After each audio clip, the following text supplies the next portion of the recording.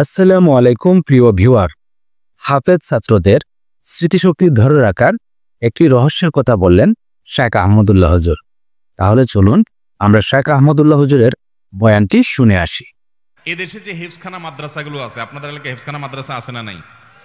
একটু যায় দেখেন ছাত্ররা কখন পড়ে জানেন? হাফেজ ছাত্ররা কখন পড়ে?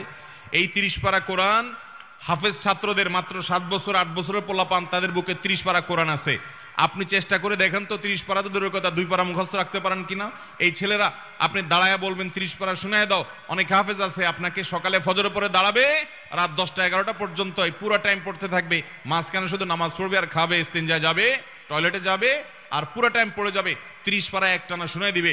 পৃথিবীতে যদি কিছু আশ্চর্যজনক বিষয় থাকে তার ভিতরে এটা একটা, যে এত বিশাল বড় গ্রন্থ, এত বিশাল বড় বই, আল্লাহর কালাম কোরআনে কারীম, এটা এই ছোট ছোট বাচ্চারা মুখস্থ করে ফেলে এবং তাদের স্মৃতিতে সারা জীবন তারা ধরে রাখে।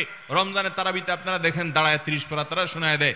এই যে মিরাকল তাদের মধ্যে, এর মূল রহস্যের বিষয়টা কি জানেন? অন্যতম একটা, এটা তো কোরআনের জীবন্ত মুজিজা। এর একটা বিশেষ রহস্য এটাও যে এই শিক্ষার্থীরা, হাফেজরা মাদ্রাসাগুলোতে রাতে বেশি রাত করে পড়ে না। এশার পরে দ্রুততার সাথে তারা শুয়ে পড়ে, ওই ভোর রাতে উঠে যায়, তখন উঠে পড়ে। আপনি 2-4 দিন পরীক্ষা করে দেখেন, রাতে তাড়াতাড়ি ঘুমায় পড়েন, 6-7-8 ঘন্টা ঘুমান ভালো করে, ফ্রেশ হওয়ার পর ফজরের আজানের পরে উঠে যান। উঠার পর আপনি ওই ভোর রাতে একটু পড়তে বসেন বই নিয়ে, দেখবেন মাইন্ডটা কত ফ্রেশ। যেটা পড়বেন ওইটাই গেঁথে যাবে। স্মৃতিশক্তি ধরে রাখার জন্য এই সুন্নাহ লাইফস্টাইলে কোনো বিকল্প নেই, সেটা খাওয়ার ক্ষেত্রেও এবং ঘুমের ক্ষেত্রেও। ঠিক ঠিক। প্রিয় ভিউয়ার, শেখ আহমদুল্লাহ হুজুরের বয়ান থেকে বোঝা গেল স্মৃতিশক্তি বৃদ্ধির জন্য এবং স্মৃতিশক্তি ধরে রাখার জন্য সুন্নাহ লাইফস্টাইল খুবই জরুরি, তা ঘুমের ক্ষেত্র এবং খাওয়ার ক্ষেত্র।